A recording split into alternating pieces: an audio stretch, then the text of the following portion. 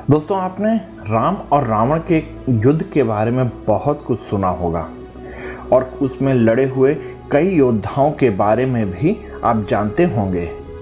पर उनमें से दो योद्धा ऐसे थे जिनके बारे में कि बहुत कम ही लोगों ने सुना होगा। वो थे सुग्रीव का पुत्र दधिबल और रावण का पुत्र नरांतक।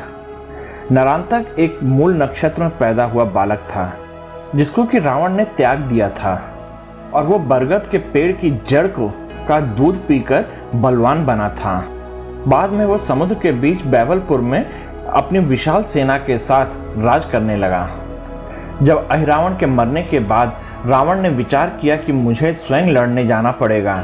इस दौरान उसे याद दिलाया गया कि आपका एक पुत्र मूल में पैदा हुआ था जिसे आपने पानी में छोड़ दिया था, उसको बुलाया जा सकता है।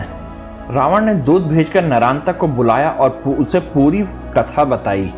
कुंभकर्ण मेघनाथ के मारे जाने की बात सुनकर नरांतक को गुस्सा आ गया और भगवान राम से युद्ध करने पहुंच गया। काफी देर युद्ध चलने से राम भी परेशान हो उठे। इसके बाद राम ने विभीषण से पूछा कि नरांतक क्यों नहीं मरता। विभीषण ने भगवान राम को बताया कि सुग्रीव के पुत्र दधिबल के हाथों मारा जा सकता है।